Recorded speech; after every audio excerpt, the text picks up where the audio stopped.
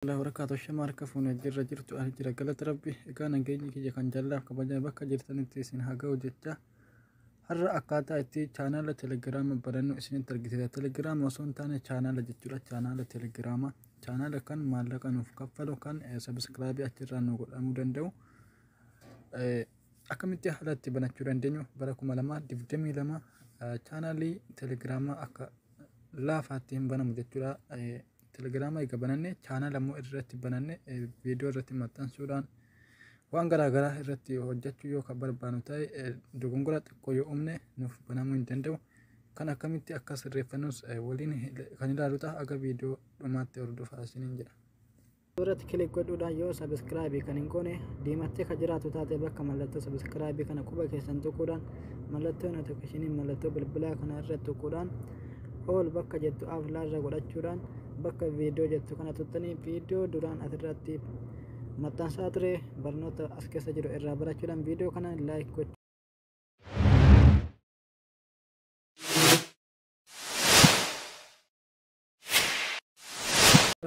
Telegram yoo qabaatan yoo banatan immoo channel qofa irraa banattu.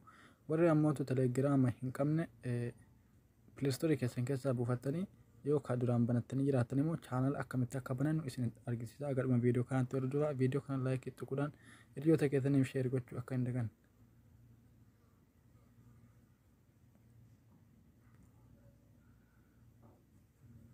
Amma keessa seennee jira jechuudha. Akkuma argaa jirtan asitti lakkoofsaan gashaa jechuudha. Lakkoofsa kiyya ka duraan banatanii isin hin barbaachisu.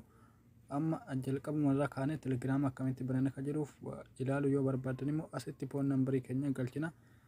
Gara gubbaa kanatti akkuma argaa jirtan gubbaa kanatti jechuudha. Biyya jirru gubbaa kanatti bakka kanatti jechuudha. Qastii xiyya kana tunne biyya jirru filanna jechuudha.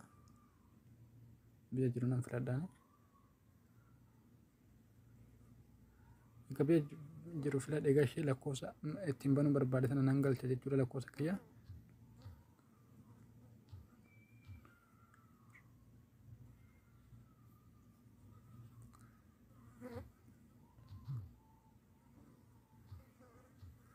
Egaa kana lakkoofsa kana gashee booda bakka kana jechuudha. Bakka kana naan tuqanii xiyya kana naan tuqa jechuudha. Egaa yes bakka itti waan naan tuqa. Amma koodii abbaa jaana gaafataa jira jechuudha. Sun bilbila kiyyarra dhufa waan ta'eef basmala kiyyarra fuudheen itti gashe jechuudha.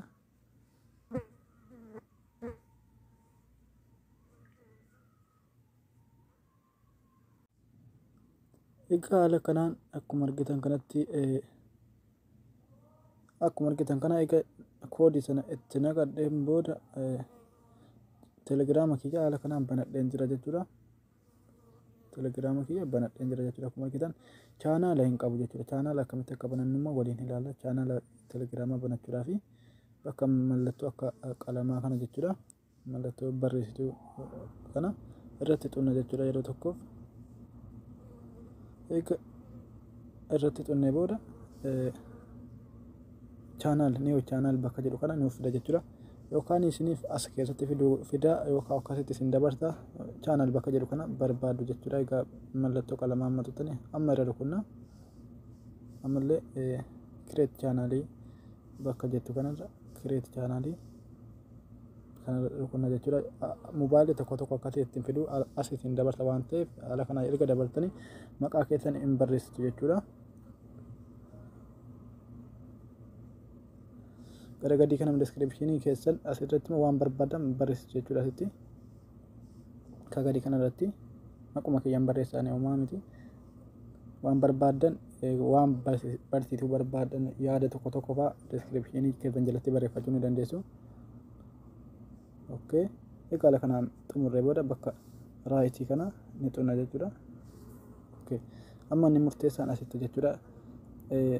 Public irra ta'uu qaba. Public channel bakka jedhu ka gubbaa kun saanduqa kana keessatti guutamee ta'uu qaba. Ka gadii kanarra yoo gootanii hin ta'u jechuudha. Ka gadii irratti yoo gootan namatti hin mul'atu hidhamee jira channelin keessan namaaf hin ba'u waan ta'eef ka olii kanarra taa'uun dirqama jechuudha. Amma bakka linkii uumna jechuudha. Asirratti isiniin dabarsu jechuudha. Barnoota fakki chaanaalii irra ta'uu qaba. Asirratti immoo liinkii uumne yoo kagadii kanarra jiraate chaanaala keessan namni bira arguu hin danda'u jechuudha. Hidhamee jira waan ta'eef kaawwarii kanarra kaawwachuu qabdu. Tuqaan sun ofumaan achi jira jechuudha. Amma bakka kanatti jechuudha bakki murteessaan liinkii uumne jechuudha. Amma liinkii asitti uumuudhaaf qubee filata lakkoofsa waan adda addaa malee isiniif darbuu hin danda'u. Walumaan ilaalla jechuudha. Amma asirratti nan barreessa.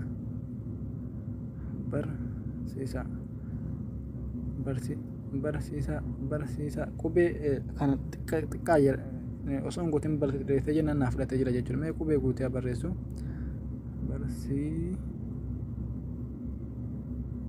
hin fudhanne jechuudha. Akkuma argaa jirtan kana isinitti mul'ata miti. Oromoo diimaa natti bobeessaa jira jechuudha. Asirratti diimaa bobeessaa jira. Asirratti akka hin fudhanne natti himaa jira jechuudha. Kanaaf waan inni fudhatu isinitti agarsiisa. Irra caalaan keessan chaanaala yoo banatan asirratti isin dabarsuu dida kagadii kanarra yoo godhattan isin dabarsa. Asirra yoo godhattan isin dabarsa hin ta'u jechuudha. Kanaaf haala kamiin isin dabarsuu danda'u sirriitti hordofa. Fakkeenyaaf barsiisaa jala barreessu barsiisaa akkuma argitan kun bulee ta'ee jira jechuudha. Kun na dabarsa jechuudha. Amma kun na dabarsa.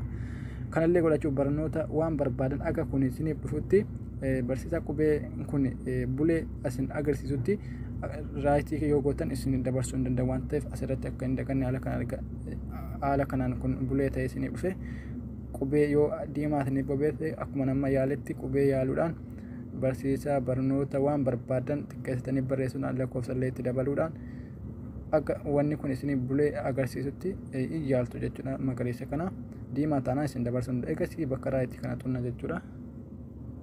Haala kanaan kun hiriyootan keessan asitti isinii fidee jira jechuudha. Nama muraasatti ergitu jechuudha liinkii keessan. Haala kanaan harkumaan gadi qabdanii akkana gootanii nama beektan irratti akkana gootanii egaa akkas gootanii booda qastii argaa jirtan kana xiyya kana irra tuttu jechuudha yeroo tokkoof. Egaa haala kanaan nama 5tti subscribe ergan jira akkuma argaa jirtan. Haala kanaan chaanala mataa kiyyaa banadheetin jira.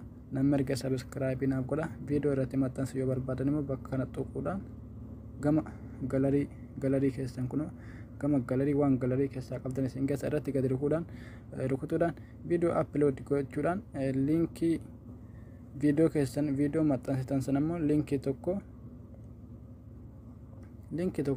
fudhatanii ani chaanaala nan qaba jechuudha. Chaanaala mataa kiyyaa fakkeenyaaf chaanaala mataa kiyyaa nan qaba.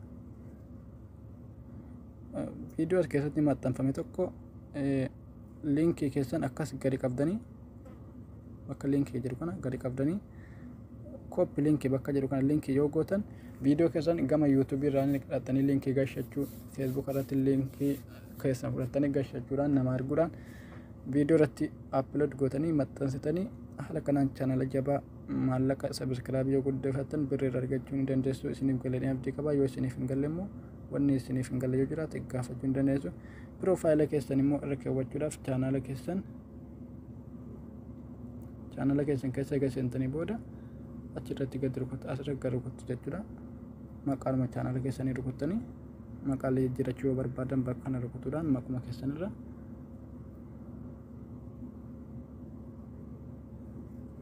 mallattoo qalamaa asirratti turte sana rukutuudhaan mallattoo ida'uu kana jechuudha. Sit photo or viidiyoo yoo barbaadan illee viidiyoo rukutu maqaa keessatti jijjiirrachuu ni dandeessu.